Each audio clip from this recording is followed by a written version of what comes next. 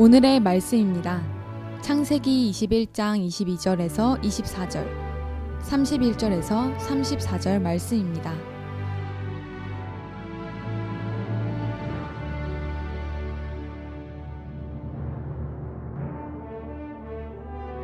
그때에 아비멜렉과 그 군대 장관 비골이 아브라함에게 말하여 이르되 네가 무슨 일을 하든지 하나님이 너와 함께 계시도다.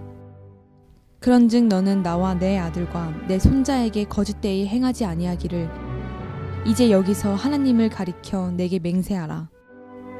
내가 내게 후대한 대로 너도 나와 내가 머무는 이 땅에 행할 것이니라. 아브라함이 이르되 내가 맹세하리라 하고 두 사람이 거기서 서로 맹세하였으므로 그곳을 브엘세바라 이름하였더라. 그들이 브엘세바에서 언약을 세우매 아비멜렉과 그 군대 장관 비골은 떠나 블레셋 사람의 땅으로 돌아갔고 아브라함은 브엘세바에 에셀나무를 심고 거기서 영원하신 하나님 여호와의 이름을 불렀으며 그가 블레셋 사람의 땅에서 여러 날을 지냈더라. 하나님을 향한 귀하고 아름다운 마음이 담긴 찬양 감사드립니다. 오늘도 변함없이 오직 하나님만을 예배하기 위하여 이 자리에 함께 하신 여러분 모두를 주님의 이름으로 환영하고 축복합니다. 우리는 믿음의 사람 아브라함의 인생을 따라가면서요, 하나님께서 그의 인생 가운데 담아놓으신 믿음의 정의와 그 놀라운 비밀들에 대하여 하나씩 차근히 살펴가고 있는 중입니다. 오늘은 믿음의 여정에서 만난 영원하신 하나님이라고 하는 제목으로 하나님의 말씀 전하도록 합니다. 오늘 말씀 먼저 33절 다시 한번 보도록 합니다. 아브라함은 브엘세바에서 에셀 나무를 심고 거기서 영원하신 여호와의 이름을 불렀으며, 우리가 앞선 말씀까지 지금까지 하나님께서는 아브라함의 인생 여정 가운데 먼저 아브라함을 찾아오시어 내가 누구인가를 친히 말씀해 주셨는데요, 다시 말하면 먼저 아브라함의 삶에 찾아오신 하나님께서는 나의 마음을 깨닫게 하시기 위하여 자신의 마음을 그 이름에 담아 알려주셨는데, 오늘 말씀에서 아브라함은 드디어 스스로 하나님의 이름을 고백하고 있습니다. 사실 아브라함의 믿음의 여정의 절정과 같이 보이는 모리아 산으로 향하는 아브라함에 대한 이야기가 22장 말씀에 기록되어져 있기에 어찌 보면 오늘 본문의 말씀은 그저 스쳐 지나갈 수 있는 말씀처럼 보입니다. 그러나 여러분, 아브라함의 인생 여정 가운데 오늘 말씀은 참으로 중요한 장면이고 이 말씀이 이해돼야 22장의 말씀도 오늘 우리의 삶에 적용해낼 수 있습니다. 여기서 아브라함이 고백하고 있는 영원하신 하나님이라고 하는 그 히브리어 단어가 엘 올람이라고 하는 단어입니다. 그리고 그 영원하신 하나님은 아브라함의 삶 가운데만 찾아오신 것이 아니라 오늘 이 시간에도 동일하게 우리의 삶 가운데 영원하신 하나님으로 찾아오시어 저와 여러분의 믿음의 다음 여정으로 우리의 삶을 친히 인도하고 계시는 것이죠. 그러므로 성도 여러분, 하나님의 이름이 성경에 기록되어져 있을 때에는 하나님의 이름을 잘 살피셔야 됩니다. 천지 만물을 창조하신 그 하나님께서 인간의 언어에 담겨진 자신의 이름을 우리에게 보여주실 때에는 바로 저와 여러분을 향한 하나님의 마음이 무엇인지를 비추어 주시는 것이죠. 오늘 아브라함은 그의 인생의 어찌 보면 믿음의 절정의 상태 가운데 엘 올람, 영원하신 하나님을 만나게 되어지고요, 마찬가지로 아브라함이 영원하신 하나님을 만나게 되어지면서 그의 인생의 중요한 터닝포인트, 변화의 이야기가 시작되었듯이 오늘도 우리가 나를 찾아오시는 영원하신 하나님을 만나게 되어지면 우리의 삶에 놀라운 기적과도 같은 변화의 이야기가 시작되어질 것입니다. 그렇게 변함없이 오늘도 우리의 삶 가운데 찾아오시는 영원하신 하나님께서 오늘 이 시간 저와 여러분에게 요구하시는 것이 무엇인지 오늘 본문의 말씀을 통해서 함께 살펴보도록 하시죠. 첫 번째로 그 영원하신 하나님께서는 오늘 저와 여러분에게 말씀에 대한 순종을 요구하시는데요, 오늘 본문의 말씀 22절에 보니까 아비멜렉이라고 하는 그랄 땅의 왕이 군대 장관 비골과 함께 아브라함을 찾아와 아브라함에게 말합니다. 네가 무슨 일을 하든지 하나님께서 너와 함께 계신다. 참 귀한 축복의 말이 되어지지만 여러분, 아브라함은 하나님을 믿는 사람이 아닙니다. 네가 무슨 일을 하든지 하나님께서 너와 함께 계신다라고 하는 말을 지각해 보면 내가 하는 모든 일들을 바라보니 하나님께서 너와 함께 계심을, 너의 곁에 함께 서 계심을 내가 보았다라고 이야기하는 것이에요. 지금 이 말은 믿음의 분투를 쌓아내는, 오늘도 세상 가운데 믿음을 열심히 살아내는 믿음의 가족들을 위로하고 격려하기 위하여 믿음의 가족들이 함께 나누는 그러한 축복하고 격려하는 말이 아니에요. 불신자, 다시 말하면 하나님을 알지 못하는 사람이 하나님을 믿는 나에게 찾아와서 하는 말이, 너의 삶을 보니까 하나님이 바로 너의 곁에 계심을 내가 확인하였다, 내가 봤다라고 말하고 있는 것입니다. 이것이 진정 하나님을 모르는 사람들이 오늘 저와 여러분의 삶을 바라보면서 하는 말이라면 얼마나 놀라운 축복의 말이 되어지는 것이에요. 성경에 보면 그리 길지 않는 아브라함의 인생에 대한 말씀 가운데 보면 아브라함은 흑역사를 가지고 있습니다. 어두운 인생의 그런 사연들을 가지고 있잖아요. 특별히 아브라함은 그의 사랑하는 아내를 2번이나 팔아 넘깁니다. 위기를 만나게 되어질 때마다 권력 앞에서 아내를 누이라고 속이게 되어지고, 그를 통해서 자신은 목숨을 얻게 되어지고 그 아내를 빼앗기게 되어져요. 애굽에서도 그랬는데 오늘 그랄 땅에서도 그러한 일을 행합니다. 여러분, 혹시 내 남편이 내 옆에 앉아 있다면 어젯밤에 싸웠더라도 그래도 감사하세요. 적어도 내 남편은 아브라함같이 치사하게 날 팔아먹진 않았습니다. 오늘 아브라함을 찾아온 아비멜렉은 그랄 땅의 왕이에요. 그리고 사라의 아름다움을 보고 그 아름다움에 취하여 사라를 가지려다가 큰일 날 뻔하죠. 하나님께서 크게 그를 책망하십니다. 그리고 나서 아비멜렉이 아브라함의 삶을 잘 살펴보니까 하나님께서 아브라함을 통하여 참으로 많은 일을 행하고 계세요. 아브라함을 통하여 당장 우리 집안에, 아비멜렉 집안의 불임의 문제를 해결하셔서 생명이 잉태하게 하시고, 또 아브라함은 100세가 되어지는 그 나이에 도무지 불가능한 일이 벌어지잖아요. 이삭이라고 하는 아들을, 후사를 얻게 되어집니다.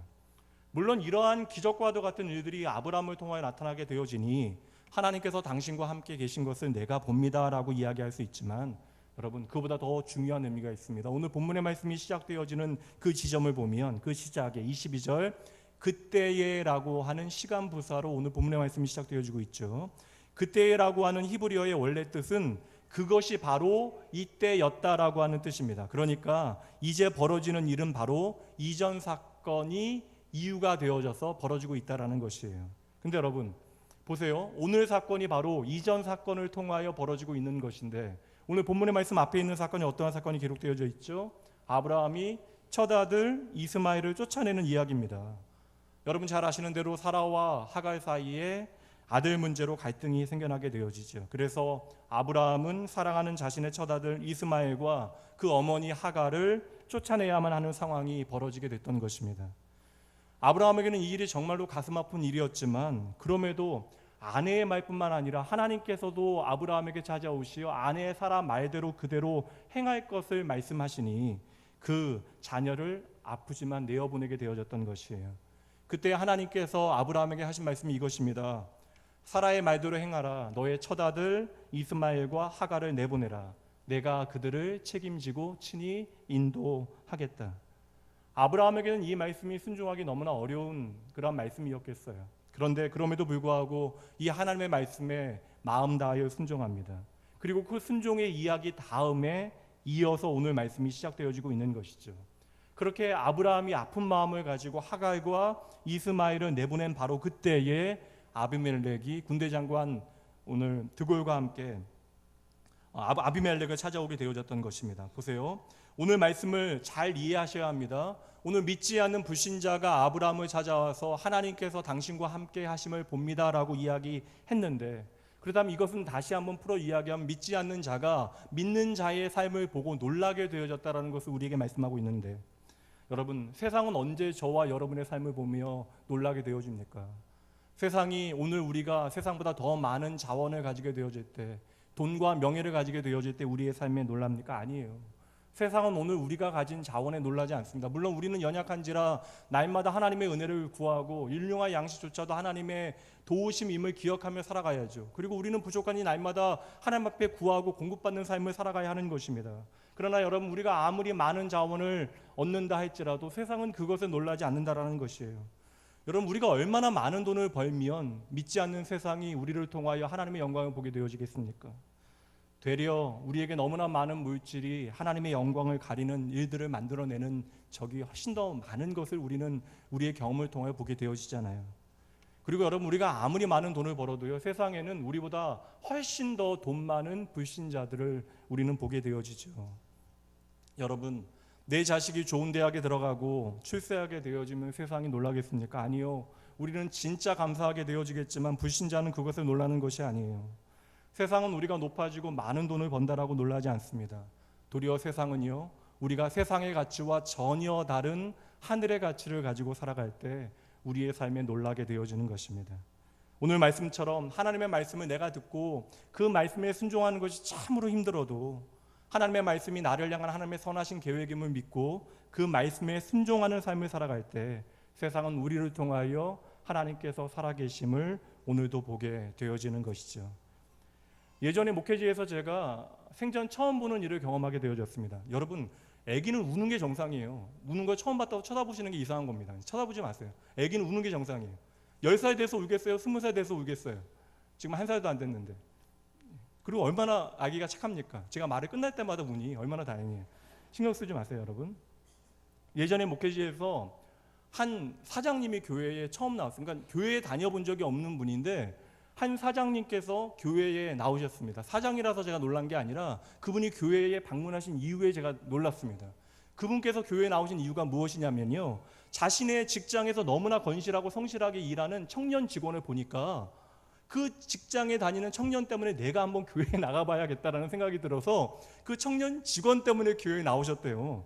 제가 20년 동안 처음 봤던 경험입니다. 여러분, 그 청년이 얼마나 아름답고 귀한 청년입니까? 오늘 아비멜렉과 같은 고백을 그 사장님께서 고백하신 것이죠. 그 직원을 보니까 내가 교회에 나와보고 싶었습니다. 그를 보니 내가 하나님을 만나고 싶었습니다. 여러분, 오늘 믿음을 정의해서 말씀드립니다. 믿음은요, 하나님의 말씀에 대한 순종인 것이에요.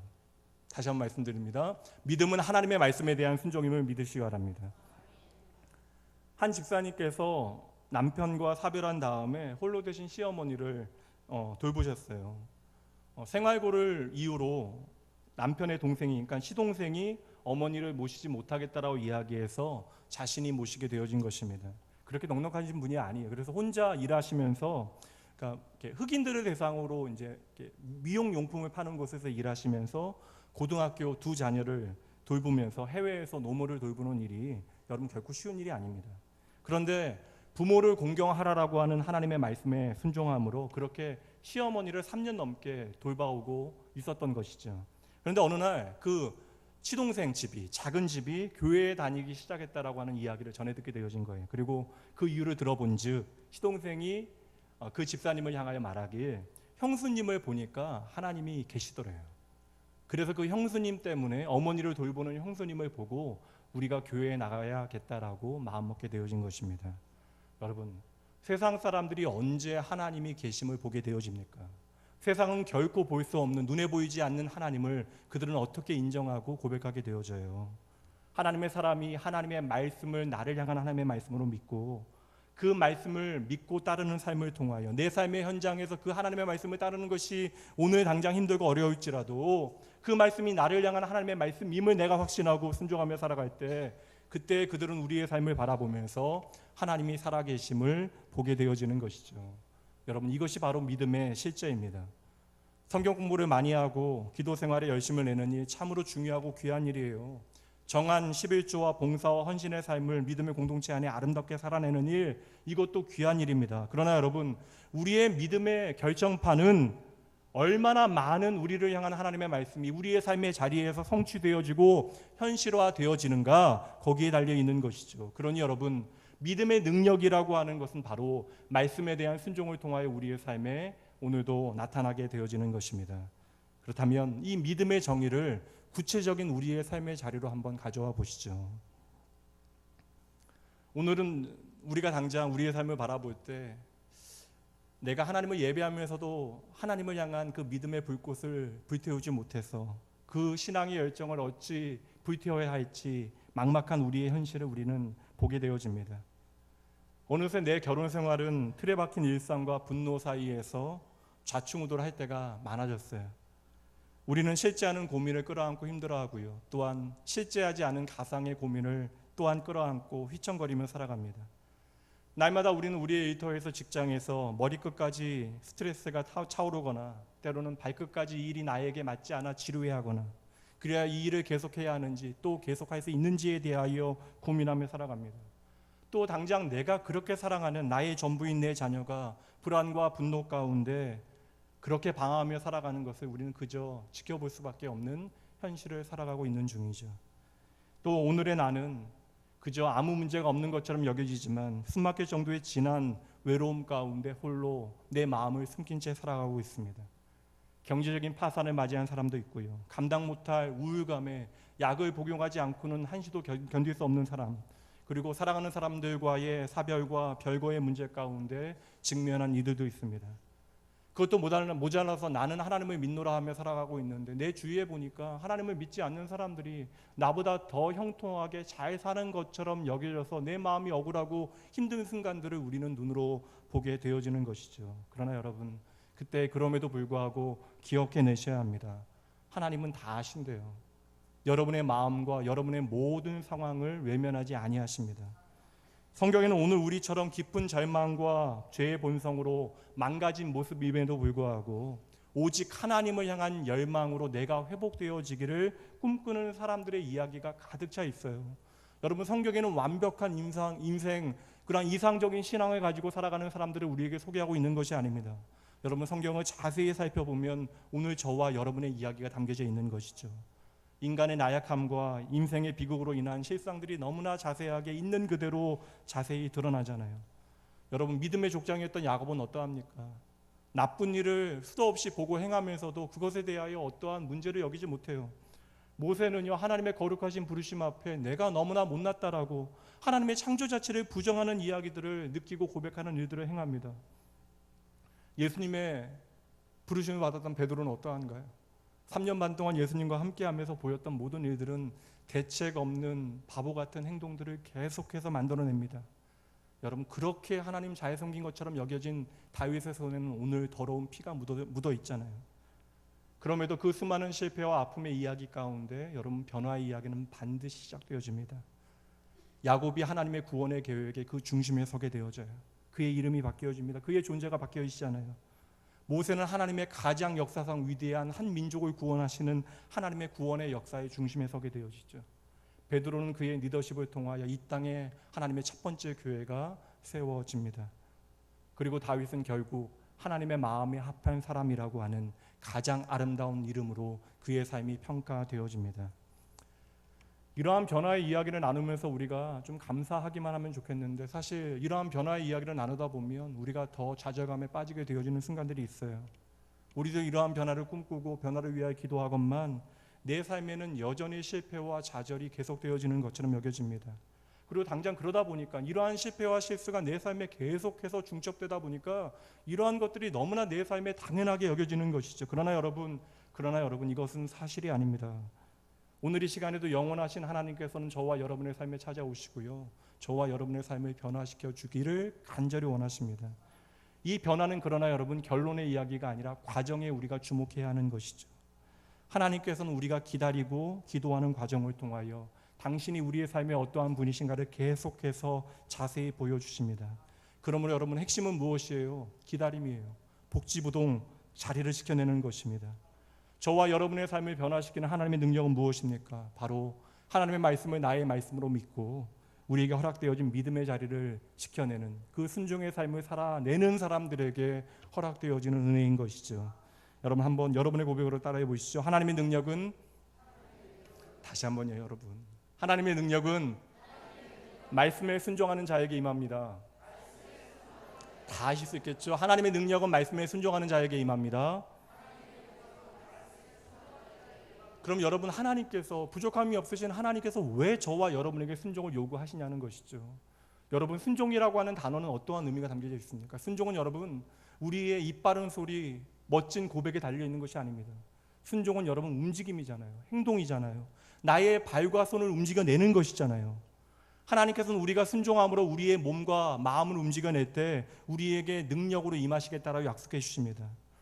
우리는요, 하나님을 향하여 내가 움직이기 전에, 내가 지쳐있을 그때에 하나님, 내가 움직이지 않아도 내 삶에 하나님의 능력을 보여주시기를 원하지만 하나님께서는 저와 여러분이 하나님의 자녀답게 자라나게 하시기 위하여, 오늘 저와 여러분을 향하여 하나님의 마음을 깨닫도록 하시기 위하여 오늘 믿음의 동작, 우리의 손과 발을 움직이는 순종의 삶을 살아가도록 우리에게 끊임없이 말씀해 주시는 것이죠.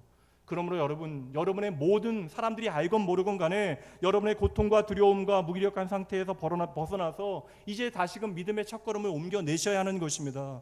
내게 주신 하나님의 말씀에 내가 당장 오늘 흔들리더라도 그 말씀에 순종해 보는 것이에요.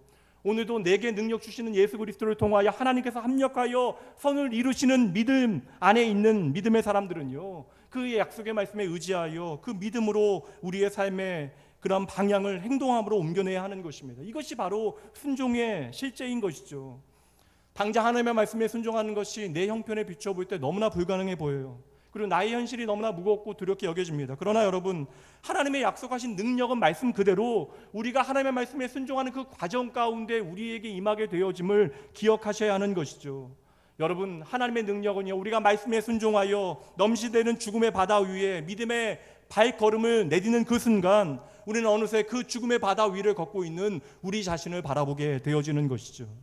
그렇게 하나님께서는 우리가 순종의 걸음을 내딛게 되어질 때 하나님의 능력으로 친히 나를 도우시는 분이심을 믿으시기 바랍니다. 사랑하는 성도 여러분, 영원하신 하나님의 능력은 바로 하나님의 말씀에 순종하는 믿음 다음에 우리의 삶에 허락되어짐을 기억하시고, 하나님의 말씀에 순종하는 것이 그 어떤 축복의 도구가 아니라 그 순종의 부르심 자체가 하나님의 은혜의 되어짐을 기억하시고, 그 믿음의 걸음, 순종의 걸음을 담대히 내딛는 여러분 모두가 되어주시기 주님의 이름으로 축복합니다. 두 번째, 오늘 말씀에 보면요, 영원하신 하나님께서 우리에게 요구하시는 또 다른 것이 등장하는데, 하나님께서는 오늘 저와 여러분에게 진실을 요구하십니다. 이방 땅에 예수 믿지 않는, 하나님을 모르는 아비멜렉과 비골이 와서요, 평화 협정을 맺자라고 이야기합니다. 그런데 여러분, 그 내용이 참으로 기가 막힙니다. 믿는 제가 말씀을 보면서도 참 부끄러운 생각이 들어요. 불신자 아비멜렉이 믿는 아브라함에게 와서 말합니다. 21절이죠. 그런즉 너는 나와 내 아들과 내 손자에게 거짓되이 행하지 아니하기를 이제 여기서 하나님을 가르쳐 내게 맹세하라. 내가 내게 후대한 대로 너도 나와 내가 머무는 이 땅에서 행하여 보이라. 불신자가 믿는 아브라함을 향하여 와서 뭐라고 이야기해요? 야, 너의 삶을 보니까 네가 하나님의 사람인 것이 분명한데 그럼 나와 함께 평화의 조약을 맺도록 하자. 그리고 네가 나에게 거짓말을 하지 아니하는 것처럼 내 후손에게도 그 약속을 온전히 지킬 것을 네가 믿는 하나님 앞에서 맹세하라. 그리고 이 요청 24절 말씀에 내가 거짓말하지 아니하겠다라고 아브라함이 맹세를 하게 되어져요. 약속을 합니다. 여러분, 이 과정이 참 놀랍다라는 생각이 들어요. 얼마나 놀라운 말씀입니까? 아브라함은 하나님의 사람이었지만 여전히 변화되어지지 않았던 인생의 모난 부분들이 있었던 것이죠. 아브라함의 약점과 버릇이 무엇이었습니까? 성경에 보니까 많았겠지만 믿음의 조상이었던 아브라함도 하나님을 만나 하나님을 믿는다 이야기하면서도 그 인생에 내가 컨트롤하지 못하는 위기가 찾아오게 되어지면 거짓말하는 일들을 반복해서 하잖아요. 여러분, 아내까지 그렇게 넘길 정도면 여러분 인생의 거짓말은 습관이 되어질 수도 있는 것입니다. 눈앞의 위기를 극복하기 위하여 정직하지 않게 행한 것이 아브라함의 약점이었죠. 여러분, 이것은 일상에 그냥 쉽게 나오는 것이 아닙니다. 그러니 믿음의 능력이라고 하는 것은 평화로운 일상 가운데 증거되어지는 것이 아니라 도리어 우리가 우리 인생 가운데 어려움과 두려움 가운데 처하게 되어질 때 진짜 믿음의 실력과 능력이 나타나게 되어지는 것이죠. 그리고 위기에 대한 반응이 이러한 반응이기 때문에 이것은 사실 쉽게 고쳐지지 않아요. 위험할 때 그냥 나도 모르게 본능적으로 나오는 반응이니까요. 그런데 여러분, 오늘 하나님께서 아브라함을 하나님의 백성답게 만드시기 위하여 하나님께서 어떠한 방법을 사용하십니까? 아비멜렉을 갑자기 보내시잖아요. 믿지 않는 아비멜렉을 보내시어 그 세상 사람을 동원하시어 아브라함으로 하나님 앞에 맹세하게 하시는 것입니다. 오늘 믿지 않는 사람이 아브라함에게 와서 네가 거짓말하지 않겠다고 하나님 앞에 맹세하라라고 이야기하잖아요. 이 하나님이 바로 엘올람, 영원하신 하나님, 오늘도 우리의 삶 가운데 우리를 하나님의 자녀답게 만드시는 우리의 아버지 되십니다. 여러분, 예수를 믿는다라는 게 뭐예요? 이제 시간이 지나서 성경 말씀 내가 좀 믿어지고 예배하고 찬양 좀 크게 부르고 좀 오랜 시간 기도할 수 있는 것이 예수 믿는 것의 전부입니까? 여러분, 우리의 삶에서 하나님께서 거짓이 없으신 신실하신 분이심을 믿기에, 그 하나님이 영원하신 하나님이심을 내가 믿기에, 내 삶의 현장에서도 위기가 닥칠 때에도 하나님 앞에서 정직과 성실함으로 살아가는 것, 이것을 우리는 신앙이라고 이야기하고, 이것을 우리는 믿음의 담력이라고 이야기하는 것입니다. 여러분, 믿는 자로서 세상은 여러분 수치당하지 않기 위해서 양심에 따라 움직여요. 그리고 무슨 잘못을 해도 세상 사람들에게 발각되어지지 않으면 그냥 조금 괴로워하는 것으로 끝내면 됩니다. 여러분, 믿는 자들의 윤리는 달라요. 우리가 늘 언제나 하나님 앞에서 살아간다라고 하는 사실을 기억하기 때문에 내 마음 중심이 하나님을 떠나가게 되어지는 것 자체가 우리를 괴롭게 하는 것입니다. 그러므로 여러분, 우리가 정직하게 행하게 되어질 때 우리는 세상 가운데 손해보게 되어질 때도 있다고요. 때로는 우리가 정직하게 행하는 그것으로 인하여 부끄러움을 당하는 순간들도 있습니다. 그러나 여러분, 우리가 세상 가운데 부끄러움을 당한다 할지라도, 때로는 우리의 정직함으로 손해를 본다 할지라도, 거짓이 없으신 하나님, 그 영원하신 하나님 앞에서 정직을 행하는 것, 이것이 바로 믿음의 이야기가 되어지는 것이죠.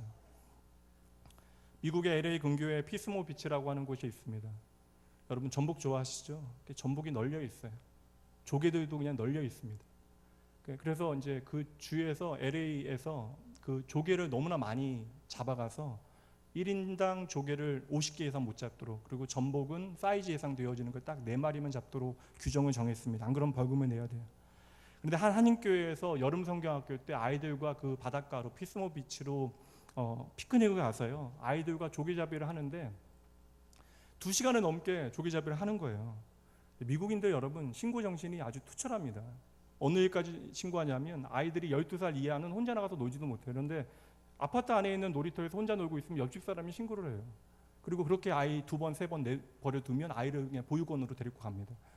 그리고 한 번은 새벽 예배에 부모님께, 목사님 부부가 새벽 예배 간 사이에 아이가 깨어나서 7살짜리가 울면서 동네 아파트로 돌고 다닌 거예요. 신고가 들어가서 그냥 난리가 났습니다.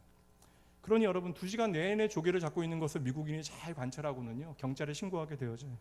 경찰이 출동합니다. 그리고 경찰이 왔을 그때 당시에 그 이제 교회 식구들을 인솔하던 교회 지도자 가운데 한 분이 경찰을 향해 이야기해요. 아이들과 조개를 많이 잡기는 했는데 다 놓아줬습니다라고 이야기합니다. 여러분, 이것이 진짜면 얼마나 좋겠어요. 근데 경찰이 그 말을 있는 그대로 믿지 못하고 차량을 수색하기 시작하니까 조개를 가득 채운 아이스박스가 6박스가 나온 거예요. 그제서야 아이들 앞에서 조개를 모두 놓아줬다라고 거짓말했던 교회 어른들이 이제는 아이들 앞에서 경찰에게 사정을 하기 시작합니다. 이제는 법규를 잘 몰랐다라고 이야기하는 거예요. 크게 붙어 있고 그 동네에서 사신 지 30년, 40년이 되셨는데요. 이 사건이 유명해진 이유는요, 벌금 때문입니다. 당시 그날 벌금으로 12만 달러, 1억 5천만 원이 벌금이 책정되어졌어요. 보통 10,000불, 20,000불, 1,000만 원에서 2,000만 원 정도 벌금이 책정되어지고요. 그리고 진심으로 그 자리에서 사과하게 되어지고 사죄하면 현장에서 벌금을 한 500불대로, 그러니까 50만 원대로 낮춰주는데, 끝까지 이렇게 우긴 것에 대한 일벌백계의 의미였을 것입니다. 그리고 마지막 코트까지 가서 제가 알기에는 10만 불 이상의 벌금, 1억 이상의 벌금을 냈던 걸로 기억을 하고 있어요. 그리고 후에 이제 신문에 실린 얘기 보니까요, 경찰 가운데 한 명이 계속해서 핑계를 대는 인솔자에게 이렇게 이야기하더래요. 당신들 교인들 아니냐? 다른 사람들은 몰라도 교인들이 이래서는 되겠냐? 더욱이 아이들 앞에서 이러한 일들을 행하는 것이 부끄럽지 아니하냐? 당시 한인 사회에서 참으로 이슈가 되어졌던 사건입니다. 여러분, 얼마나 부끄러운 이야기입니까? 그러나 여러분, 이 이야기가 그들의 이야기만이 아니라는 거예요. 오늘 저와 여러분의 이야기일 수 있습니다. 우리는 연약하죠. 목사인 저도 여러분들이 저를 향하여 거짓말하지 않느냐라고 이야기하면 저는 이 시간 이 자리에서 내려가야 돼요. 저도 거짓말합니다. 때때로 위기를 만나게 되어지면 내가 원하지 않지만 나도 모르게 내가 연약하여 거짓말을 하게 되어지는 순간들이 있어요. 엉겹결에 거짓말을 하게 되어지는 것이죠. 그러나 여러분, 아이들이 보고 있잖아요. 그리고 그 아이들은 어른들을 통하여 신앙이 진실되어짐을 배워야 하잖아요. 그럼 여러분, 내가 처음에 엉겹결에 거짓말을 했더라도, 무서워서 거짓말을 했더라도 경찰이 차량을 검사하러 간다라고 이야기하면 그때라도 진실을 말해야죠. 미안하다고, 내가 용기가 없었다라고, 진짜로 부끄럽다고. 그런데 모든 거짓말이 증거 앞에 드러나 버리게 되어졌던 것이죠. 그리고 믿는 사람들이 누구에게 책망받게 되어지나요? 믿지 않는 경찰들에게 책망받은 것입니다. 여러분, 다시 묻습니다. 이것이 단지 그 한인 교회만의 문제입니까? 오늘 저와 여러분의 삶을 오늘 아브라함의 고백을 통하여 돌아보셔야 돼요.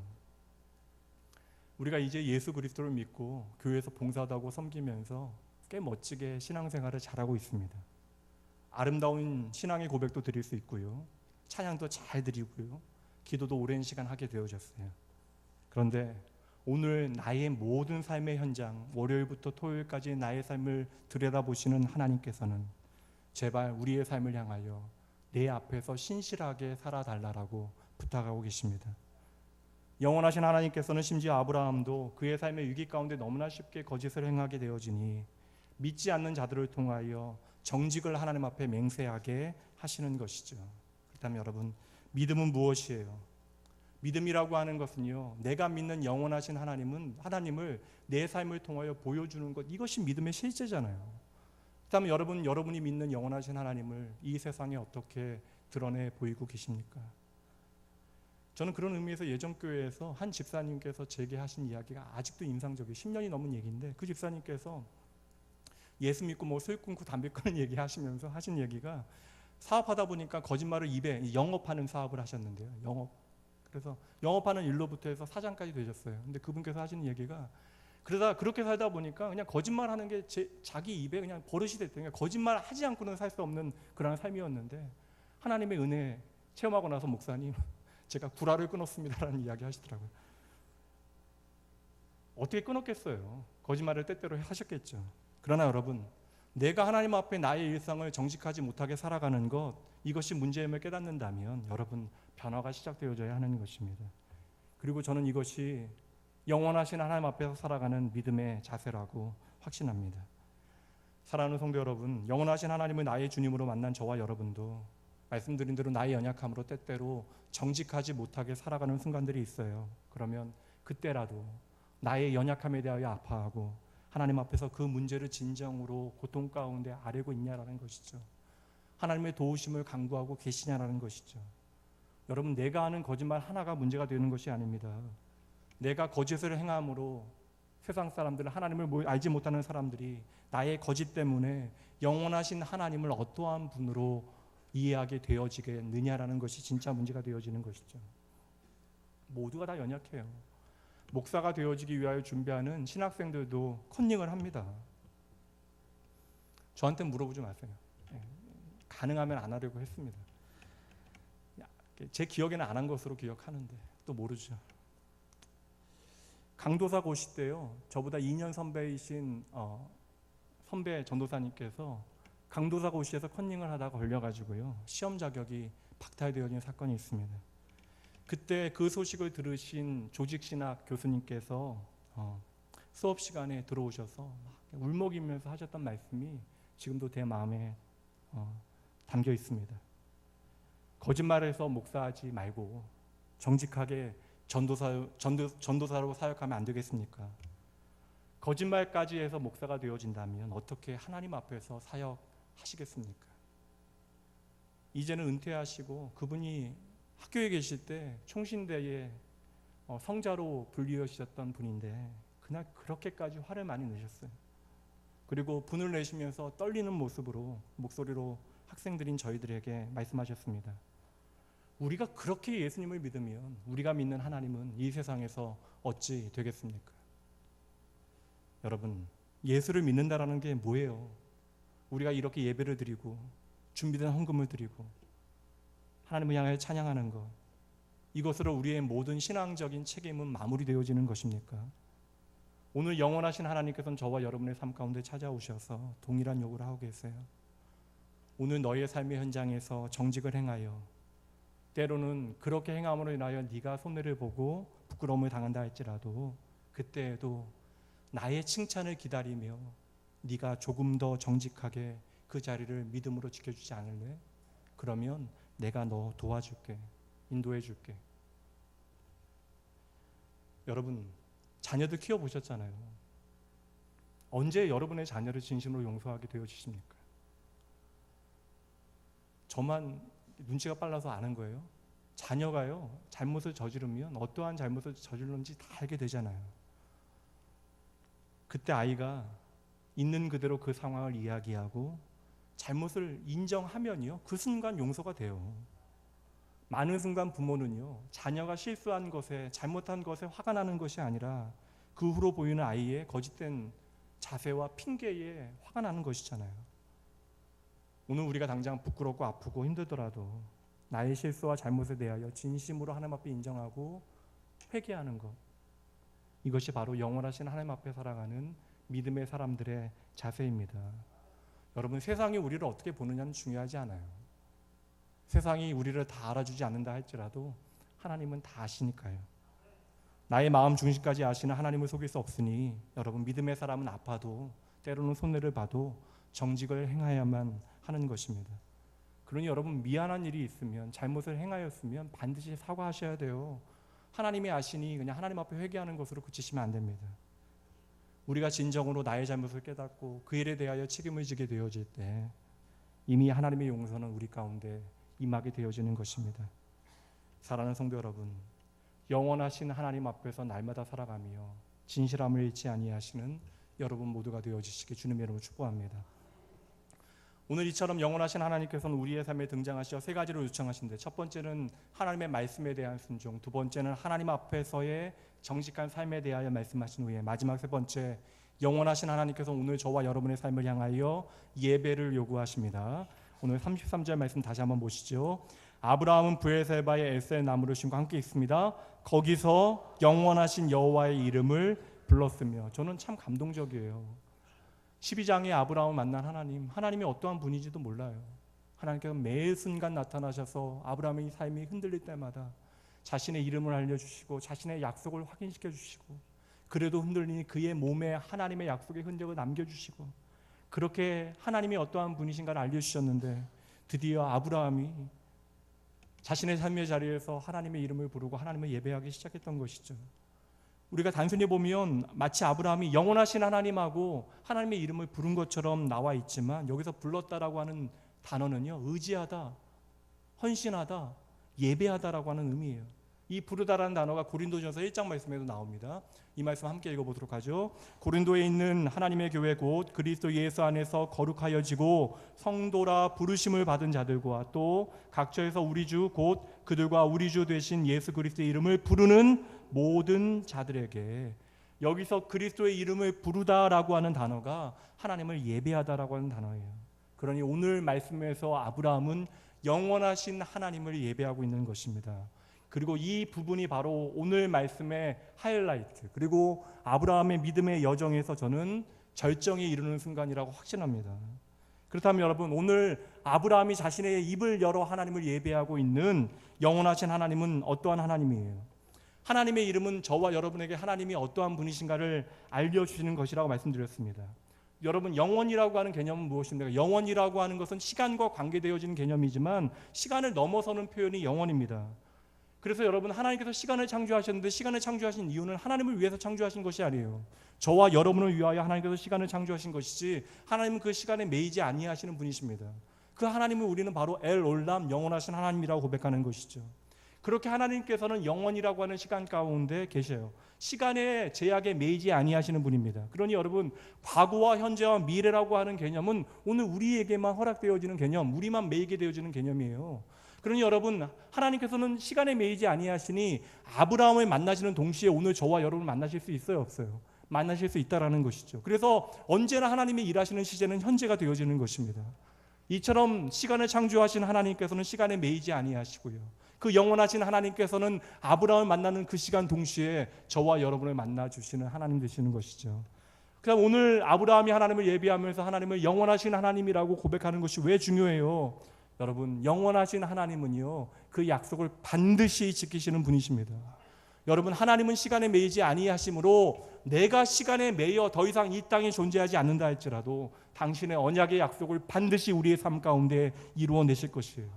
중요한 것은 오늘 창세기 21장에서 아브라함은 그 영원하신 하나님을 만나게 되어지고 그 하나님을 나의 하나님으로 고백하게 되어지잖아요. 그렇게 영원하신 하나님을 나의 하나님으로 고백하게 되어지므로 아브라함은 이제 나의 평생에만 하나님께서 나와 함께 하시는 것이 아니라 나의 다음 세대 곧 나의 사랑하는 아들 이삭의 평생도 신실하게 함께 하실 것을 믿음으로 바라보게 되어지는 것이죠. 여러분, 아브라함도 우리와 동일한 성정을 가진 연약한 인생입니다. 아브라함이 여러분 나이 몇 세의 아들 독자 이삭을 얻게 되어집니까? 100세의 아들 독자 이삭을 얻게 되어지잖아요. 여러분 생각해 보세요. 이제 아브라함의 나이가 죽음을 향해 가고 있는 시간이에요. 노년에 얻은 귀한 아들입니다. 그 아들을 바라볼 때마다 어떤 마음이 들겠어요? 그의 마음에는 분명 여러분 기쁨과 더불어 안타까움이 그의 마음에 가득했겠죠. 내가 살아보니 이 인생이라고 하는 것이 참으로 험악한 나그네 인생인데 저 어린 이삭을 두고 내가 어찌갈꼬, 내가 언제까지라고 그 이삭의 삶에 그늘이 되어줄 수는 없는데 이것이 아브라함의 가장 큰 근심의 기도 제목이 아니었을까 생각해봐요.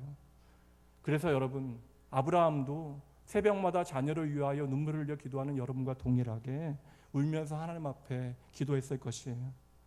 그런데 바로 예상치도 않은 시간 가운데 가장 강력한 대적으로부터, 그 땅의 왕으로부터 내가 먼저 청하지도 않았는데 놀라운 안전에 대한 보장을 받게 되어지는 것입니다.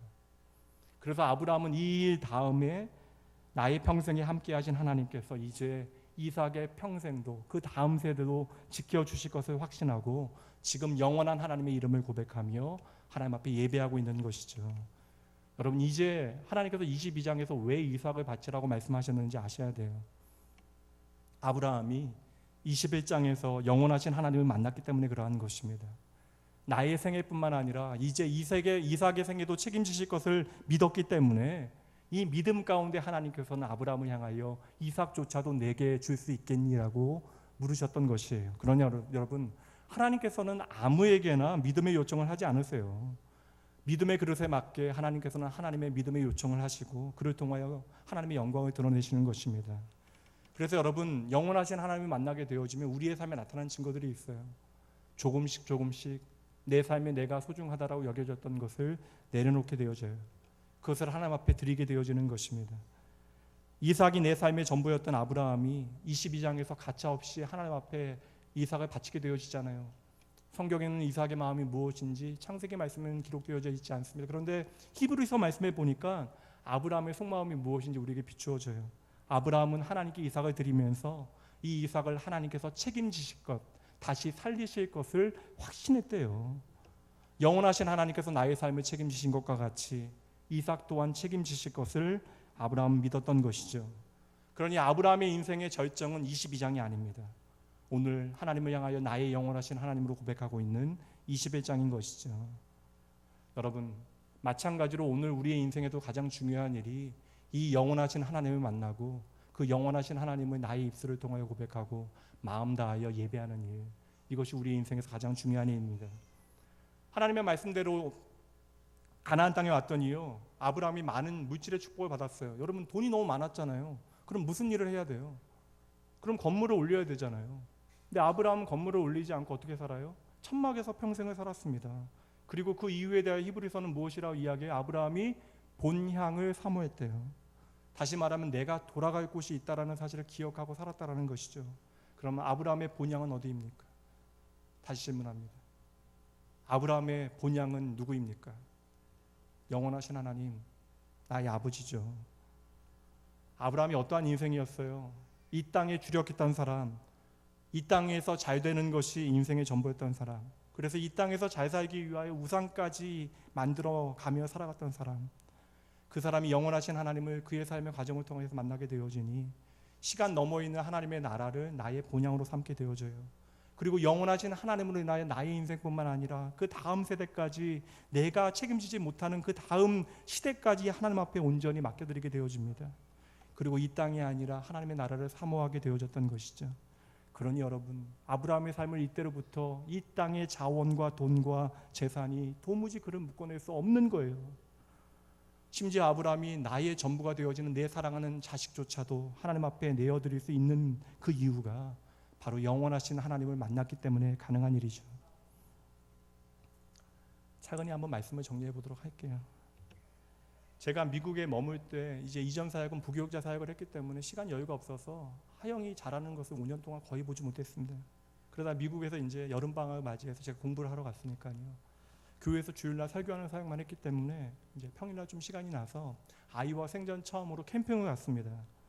근데 텐트를 가지고 빌려갔는데 생각보다 너무나 잘 쳐가지고 그 텐트를 이렇게 처음 쳐봤는데 잘 치고 자랑스럽게 잠을 자는데 밤에 자면서 계속 가족들이 한 곳으로 모이는 거예요. 가족은 함께 모여야 되는 그런 관계이니까 함께 모여야죠. 다음날 일어나 보니까 제가 텐트를 기울기가 있는 데다가 친 거예요. 그래서 밤새도록 가족이 함께 모여서 잤습니다. 그러고 보니까 이렇게 머리에 피도 좀 몰린 것 같아요. 일어나 보니까 허리도 아프고요. 그리고 뭐 갑자기 캠핑을 가게 됐으니 음식도 충분히 준비하지 못해서 전날은 뭐 고기 구워 먹었는데 다음날은 컵라면에 아이 과자로 때웁니다. 바람도 많이 불어서 그냥 춥기도 해요. 그런데 그렇게 행복해요. 불편했던 잠자리나 식사에 대한 불평이 없어요. 어른들인 저희만 없는 게 아니라 어린 제 딸도 없습니다. 그리고 아이는 지금도 캠핑 이야기를 해요. 가면 좋겠대요. 왜 그런 줄 아세요? 제가 텐트를 잘 쳤어요? 가족의 사랑이요? 아닙니다. 이제 해가 뜨면요 집에 돌아가기 때문에 그런 거예요. 만약에 영원히 거기에서 살라라고 이야기하면 바로 불평이 시작됐을 것입니다. 잠자리가 이게 뭐야? 왜 우리는 잠에서 굴러가야 돼? 왜 피가 이렇게 머리로 쏠려? 먹는 건 이게 뭐야? 라면 먹고 어떻게 살라고? 그러나 여러분, 저희 가족은 그 불편을 다 즐겨냈어요. 왜요? 해가 뜨고 내일이 되어지면 돌아갈 내 집이 있기 때문에 그러한 것입니다. 오늘 말씀에서 아브라함은 예배를 드려요. 영원하신 하나님 만난 아브라함이 왜 예배를 드려요? 마지막 절을 보세요. 34절 말씀입니다. 그가 블레셋 사람의 땅에서 여러 날을 지냈더라. 여기 지냈더라라고 하는 히브리어의 원뜻은요, 거류하며 살았다라는 게 아니에요. 거기서 영원히 뿌리 내리고 살았다라는 것이 아니라 잠시 머물렀다, 체류했다라고 하는 의미입니다. 근데 여러분, 아브라함은 그 땅에 이미 10년 넘게 살아오고 있어요. 그런데 그럼에도 불구하고 아브라함은 나그네와 같이 그 땅을 살아갔다고요. 그러니 여러분, 아브라함이 소돔 땅에 욕심을 낼 필요가 없었던 것이죠. 아브라함은 이렇게 자신의 인생을 통해 영원하신 하나님을 만나고 그 하나님을 예배하면서 이 땅에서 천막치고 나그네로 살아갔던 거예요. 잠시 살아가게 되어질 이 땅에서 영원하신 하나님만을 예배하면서 날마다 하나님께로 돌아가는 꿈, 아버지의 집에서 아버지와 영원히 함께 거하는 그 아름다운 꿈을 꾸고 있었던 것이죠. 우리는 아브라함과 같이 인생의 긴 캠핑을 하고 있는 과정 가운데 있습니다. 그 캠핑을 하다 보면 불편한 거 있을 수 있어요. 그러나 여러분, 저와 여러분은 불평할 필요가 없어요. 곧 아버지께로 돌아가게 되어지기 때문에 그러한 것입니다. 그러니 아브라함의 예배가 이 땅의 것을 강화하기 위해서만 예배를 드릴 필요가 없는 것이죠. 그러니 아브라함의 예배는 어떠한 예배예요? 영원하신 하나님 앞에서 내가 하나님께로 돌아가게 되어질 그날을 고대하며 영원하신 하나님 한 분만으로 이 땅에서 만족하고, 때로는 내가 이 세상 살아가면서 먹을 것, 마실 것, 입을 것 조금 불편하다 할지라도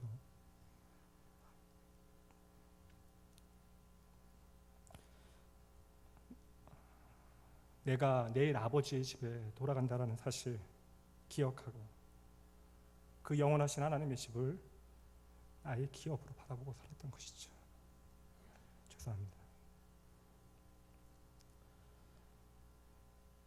오늘 아브라함의 고백이 저와 여러분의 살아있는 고백이 되어져야 해요. 하나님, 저는 진정 영원하신 하나님 한 분뿐이면 충분합니다. 하나님, 제게 돈을 좀 많이 주셔도 저는 그냥 텐트 치고 살게요. 곧 하나님께로 돌아가게 될 터인데요. 하나님, 저는 이 땅에서 이것들 누리기 위해서 살아가는 것이 아닙니다. 정말 내 인생 보잘것없지만 아버지의 마음으로 하나님의 나라를 살기 위하여 저는 하나님의 부르심을 받아 오늘도 이 땅에 존재합니다. 하나님, 나를 통하여 하나님의 영광, 하나님의 나라 이 땅에 보여주세요. 그러한 믿음의 고백을 영원하신 하나님 앞에 고백하는 믿음의 사람들의 삶에 어떻게 이 세상이, 돈이, 명예가, 만족이, 내 자존심이 나를 맬 수 있겠어요? 여러분, 예배가 뭐예요, 여러분? 예배는 이 땅이 아니라 하나님을 붙잡는 것이 예배입니다. 그 하나님만 내가 바라보며 살겠노라 고백하는 시간이 예배예요. 내가 그렇게 나의 일상을 살아가기 너무 힘드니 하나님 이 예배를 통하여 나를 좀 만나 달라고, 내 마음을 좀 터치해 달라고, 그리하여 나를 변화시켜 이 세상에서 하나님만으로 만족하며 살아갈 수 있도록 하여 달라고 고백하는 시간이 우리의 예배가 되어지는 것이죠. 여러분, 이러한 진정한 예배는요, 영원하신 하나님을 만난 사람들만 드릴 수 있는 것입니다. 말씀 마치도록 합니다. 그래서 영원한 사람을 만난 사람은요, 이 땅에 대한 미련을 조금씩 내려놔야 돼요. 적으면 적은 대로, 많으면 많은 대로 자족하는 힘, 영원하신 하나님을 바라볼 때 우리에게 허락되어지는 능력입니다. 오늘 여러분, 제가 여러분의 형편 다 알지 못합니다. 그러나 목회자에게 때로는 성도들이 어려울 때마다 기도 부탁하게 되어져요. 듣다 보면 제가 눌리게 되어지는 어려운 형편 가운데 계시는 분들 만나게 되어집니다. 오늘 당장 잠자리가 불편하신 분들, 불어터진 라면을 먹어야 되는 현실에 살아가시는 분들, 깨끗하지 못한 물을 마셔야 되는 분들, 그러한 버거운 현실이 나의 현실에 놓여 계신 분들 계실 거예요. 그래도 여러분 괜찮습니다. 힘내세요. 우리는 행복할 수 있습니다. 곧 돌아갈 아버지의 집이 저와 여러분을 위하여 예비되어 있습니다. 여러분, 이곳이 우리의 집이 아니에요. 그러니 여러분, 이곳에 멋진 집 짓는 것을 여러분의 인생의 마지막 목적 삼지 마십시오. 하나님께서는요, 저와 여러분을 그냥 이 땅에서 잘 살게 하시려고 아들 예수 그리스도를 보내주신 것이 아닙니다. 하나님께서는 저와 여러분을 당신의 집으로 불러들이시기 위하여 하나밖에 없는 독생자를 이 땅에 보내시고 가차없이 십자가에 죽도록 내어주셨고, 그의 부활을 통하여 우리의 부활의 보증이 되게 하신 것입니다. 부디 이 영원하신 하나님을 날마다 만나 이 땅을 이기고 초월하고 승리하며 살아가는 여러분 모두가 되어주시게 주님의 이름으로 축복합니다. 이 시간 영원하신 하나님과 그 약속하신 말씀 붙잡으며 함께 찬양하도록 하죠.